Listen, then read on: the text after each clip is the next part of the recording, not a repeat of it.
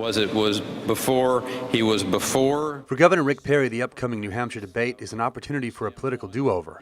I asked Jay Root and Emily Ramshaw what Governor Perry needs to do to get his campaign back on track. Look, for the New Hampshire debate, Perry needs to not mess up, really. These debates really just kind of put on display one of Perry's weakest points, which is being able to stand up in these debates with other candidates and hold his own and give very intelligent answers, not look confused. He really needs to have a solid, even performance. I think what we're looking to see here is how much he's improved, how prepared he's gotten in the last couple of weeks. Clearly his campaign has been focusing on this, so we'll see. It's a different format. He'll be seated in this debate. The last debate he's stood and has often looked uncomfortable in the second hour. You know, his campaign has told reporters that he's rested up, that he's been practicing hard. In the days leading up to the debate, Perry has largely been in Iowa, meeting with voters, shaking hands, making a lot of eye contact. He's also been really sort of firming up his answers to some questions that have really dogged his campaign. He's begun releasing some specifics on what Social Security would look like in a Perry administration. This is after he famously called Social Security a Ponzi scheme. Perry's been hit really hard on immigration. It's really his Achilles heel. You see it out on the trail. You see it when he's talking to people. I think he has really been sort of drilling down his answers, preparing the appropriate response to this question. You know, he fumbled some last time. In the last debate, he referred to this immigration issue as, you know, folks were being heartless by insinuating that Texas had done the wrong thing by offering in-state tuition to illegal immigrants.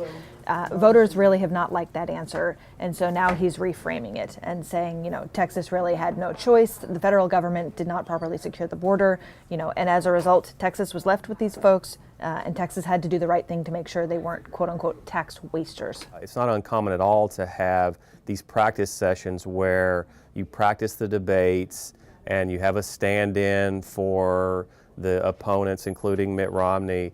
I think what was unusual was not really being prepared. I think you had a situation going into these debates where he wasn't very prepared.